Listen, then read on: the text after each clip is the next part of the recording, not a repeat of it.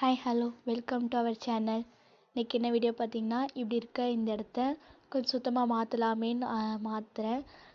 அது மாற்றினதுக்கப்புறம் எப்படி இருக்குதுன்னு பார்க்குறீங்களா? அது மாற்றினதுக்கப்புறம் இப்படி தான் இருக்குது. இப்படி நான் மாற்றுறதுக்கு எனக்கு 40 நிமிஷம் எடுத்துக்கிச்சு ஒருத்தராக செய்யும்போது. ஃபஸ்ட் சரி வாங்க எப்படி மாற்றுறேன்னு பார்க்கலாம். இது வந்து எலிக்காது கீரை.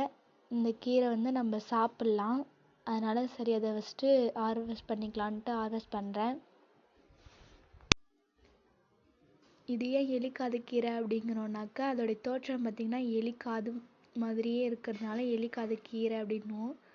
இது வந்து நம்ம துவையல் பண்ணி சாப்பிட்லாம். இது வந்து நிறைய படர்ந்து இருந்ததால் இது நான் எடுத்துக்கிறேன். அதுக்கப்புறம் இந்த இடத்த என்னென்ன பண்ண போகிறேங்கிறதையும் ஒன்று ஒன்றா பார்க்கலாம். ஃபஸ்ட்டு இந்த கீரை எல்லாத்தையும் கலெக்ட் பண்ணிக்கிட்டு அதுக்கப்புறம் இது ஒன்று ஒன்றா க்ளீன் பண்ணி நம்ம கால் இழுக்க தான் போகிறோம். அந்த பக்கம் முடிஞ்சு அடுத்து இந்தாண்ட பக்கம் வந்தோடனே இங்கே நிறைய கீரை இருந்தது. அப்படியே அதையும் பறிச்சுக்கலான்னு பறிக்கிறேன்.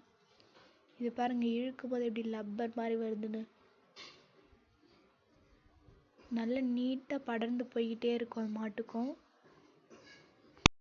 மொத்தமாக நான் பறிச்சதுல எனக்கு இவ்வளோ ஒருத்தர் கிடச்சிருக்கு. இது வெறும் இலையை மட்டும் பறித்து போட்டு நம்ம துவையல் பண்ணி சாப்பிட்லாம்.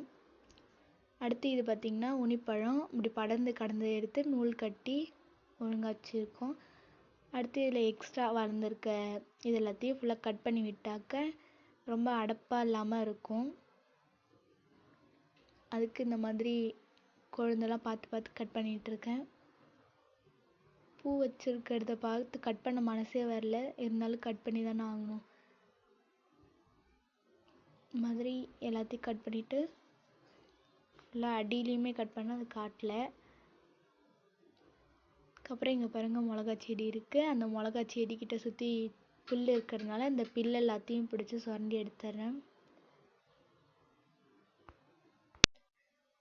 இந்த மிளகா செடி பார்த்திங்கன்னா நல்லாயிருக்கு. ஆனால் அது பக்கத்தில் இருக்க இந்த மிளகா செடி பாருங்கள் இருக்குது. கொழுந்து ஃபுல்லாக ஒரு மாதிரி ஆயிருக்கு. அது கீழவே பார்த்திங்கன்னா அவ்வளோ சித்தெரும்பு இருக்குது. தெரியுதுங்களா? நிறைய மிளகா செடிக்கு நிறைய சித்தெரும்பு வரும். அதுக்கப்புறம் அதே மாதிரி ஃபுல்லாக கொத்திட்டு கால் இழுத்துட்டேன். நான் முதையே சொன்னேன், இதெல்லாம் சுத்தம் பண்ணி முடிக்க எனக்கு கரெக்டாக 40 நிமிஷம் ஆச்சு.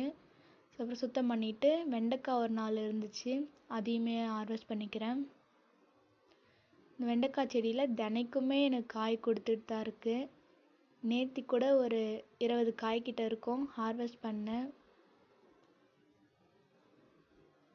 ஆனால் இன்றைக்கி 4 தான் இருக்குது. சரி, இதை ஹார்வெஸ்ட் பண்ணுறத வீடியோ எடுக்க மறந்துட்டேன். அப்படியே இந்த 4 காயும் பறிச்சாச்சு. பூவை பாருங்கள் எவ்வளோ அழகாக பூத்துருக்கு. இதுக்கு வந்து நாங்கள் எந்த ரசாயன உரமும் போடவே இல்லை இன்ன வரைக்குமே. எந்த ஒரு மருந்துமே இதுக்கிட்ட போகவே இல்லை. அப்படி தான் வளர்த்துட்ருக்கோம். இது வந்து பார்த்திங்கன்னா பேசில் பிளான்ட்.